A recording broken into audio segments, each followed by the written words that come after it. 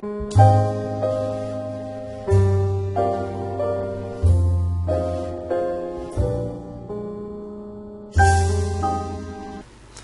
الله الرحمن الرحيم. السلام عليكم أعزائي متابعين ومتابعات. الموضوع اللي راح نطرحه اليوم موضوع يمكن كثير سئلوا عليه، موضوع تحويل النص أو الكتابة من برنامج الكليك إلى برنامج الفوتوشوب.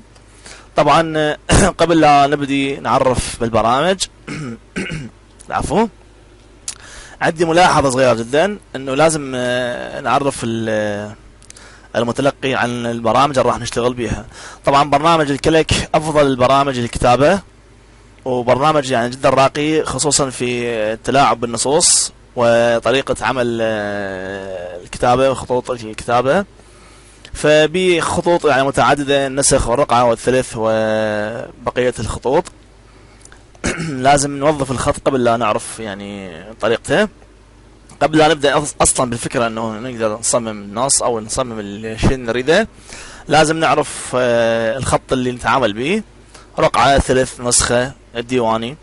فهذني مهمة جدا للي متمارس يعني مهنة الخط والكتابة ويعرف أنواع الخطوط. عموما راح نتناول بهذا الدرس طريقة تحويل النصوص.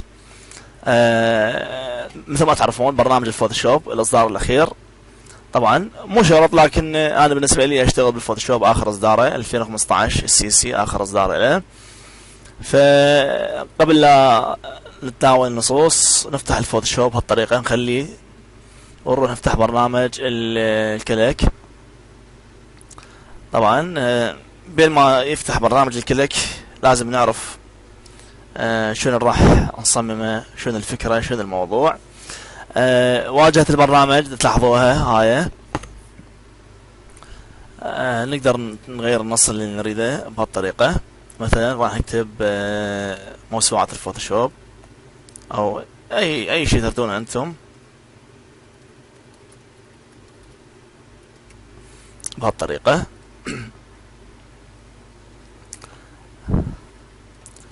ايضا عندنا كثير اشياء نقدر نعدل بيها. تلاحظون العرض والارتفاع. الارتفاع مو عنده مشكلة بيه، مرات يطلع النص خارج الصورة، نروح نتلاعب بالعرض نعطيه 500. بهالطريقة راح يكون عندي النص بالصورة طبيعي.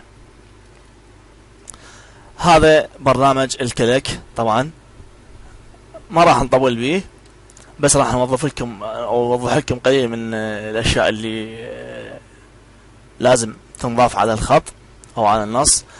للي يحب اللغة العربية واللي يحب يعني يمارس مهنة الخط بهذا البرنامج جدا جميل وحلو ومشوق. طبعا تلاحظون كل خط وياه حركاته، مثلا الموسوعة وياه حركاته. طبعا كل خط له حركات الخاصة به.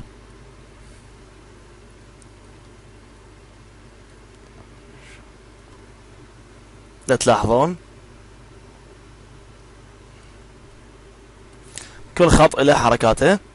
هاي الاشياء طبعا مو مهمة حاليا، بس حبيت اوضح لكم اياها من ان نطلعها. التلاعب بالخط من هنا ايضا، مد الحرف وهذه الامور. وعندنا ايضا خصائص جميلة للبرنامج على الافتراضي. الخط عندنا تشوفون نسخ، ثلث، تحريري، شكسته، فارسي، نسخ، بغدادي، نسخ، ديواني، رقعة، لاهوري، الخ. هاي كلها خطوط مهمة يعني للي يدور تغيير بالنصوص والكتب. واكثر شيء يصممون الكتب يحبون هاي النصوص، دائما تصير عناوين مهمة للكتاب او كشعار. هنا عندنا هذه المشكلة الشوائب اللي تصير بيه دائما من نشوف الخط يعني يصير بيه اكثر من هذه الخطوط بالمساحة الفارغة هذه. نقول له بهالطريقة راح تروح هاي الشوائب. بالحفظ ما راح يطلع هذا الخط الاحمر. طبعا بعد ما كملنا النص نروح على حفظ الصورة باسم، نحولها الى ايمج يعني صورة فوتوغرافية راح تصير. نختار اسمها مثلا نفس الاسم تنكتبه او غير اسم بكيفكم. موسوعات الفوتوشوب بهالطريقة. هنا راح يطلع عندي الدقة ونوعية، طبعا اعطيه 300 دقة او اكثر بكيفكم. الالوان خليها على الطبيعي 2 كلر 1 بت. هنا عندنا انواعها BMP CLP DSX. اذا كلهن انتم بعد كل واحد يختار اللي يعجبه. انا بالنسبة لي راح اختار ال PNG وراح انطي موافق. حفظ لي الصورة والقاها على سطح المكتب. طبعا هذه موسوعة الفوتوشوب. احنا هسه مبدئيا كملنا من برنامج الكليك.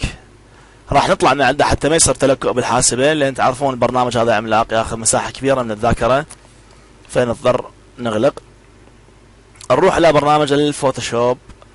الفوتوشوب ايضا كليكين بالنص تحبون او تحب بالطريقة التقليدية اوبن. انا ادور كليكين. راح نبحث عن الصور اللي خرجناها من برنامج الكليك وراح نلقاها بهالطريقة. هنا عندنا صورة طبيعية. ملاحظة عندنا قبل التفريغ الصورة حاليا هي تتحرك اكيد، يعني قابلة للمسك والافلات. راح اوضح لكم طريقة صغيرة او بسيطة.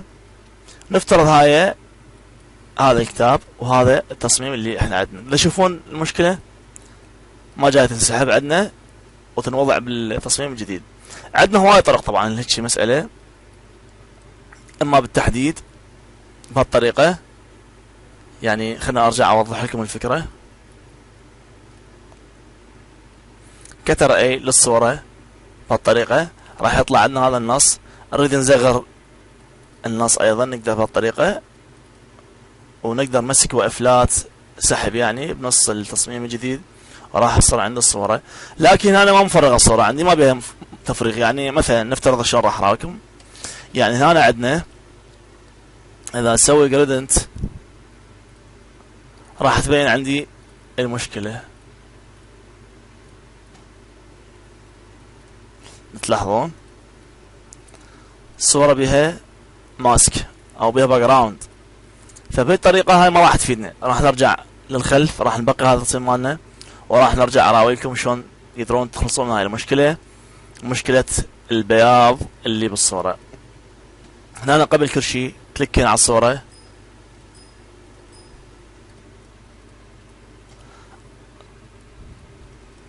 نروح من هنا ايمج موديل. هنا عندنا اهم فقرة لازم نعرفها.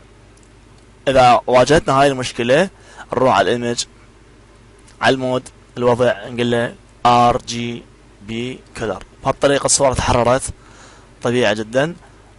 تشوفون الصورة تحررت بهالطريقة. راح نختار هاي الأداة وراح ننقر المساحة البيضاء. بهالطريقة الصورة راح تتفرغ عندنا. نقدر نسحب زوم عليها نقربها أكثر ونمسح هذه الفراغات بلمسة واحدة. بهالطريقة هذه راح يكون عندنا النص مفرغ، ما بي أي مشكلة إذا نضيفه.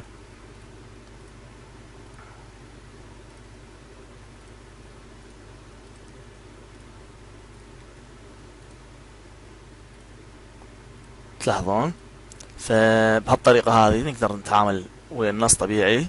النص أصبح مفرغ بهالطريقة، ما بي أي مشكلة. هذا البياض أنتم بعد راح تعرفون طريقة أكيد بعد مشاهدتكم هذا الفيديو، فيكون عندكم النص مفرغ جميل ما بي أي مشكلة. نفس الوقت نقدر نغير الألوان مالته عن طريق الستايل اللي انتم تضيفونها عندكم. فبهالطريقة راح يكون عندنا نصوص جميلة وقابلة للتعديل. لكن التعديل مو اقصد بالتعديل تعديل الكتابة. هذا النص عبارة عن ليرة طبعا أصبح، لأن هو تحول من برنامج الكليك من مستند أو نص إلى ليرة، يعني طبقة شفافية ما يقدر يتعامل بها الفوتوشوب ككتابة.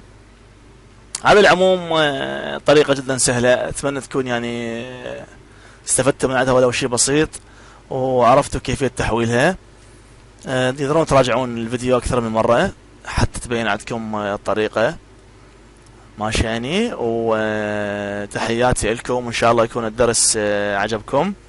ان شاء الله الدروس القادمة راح تكون اقوى وافضل من هذا الدرس. هذا مجرد يعني طريقة تحويل، ما بي اي احترافية. تحياتي لكم، تابعونا على قناتي عمران الصافي على اليوتيوب.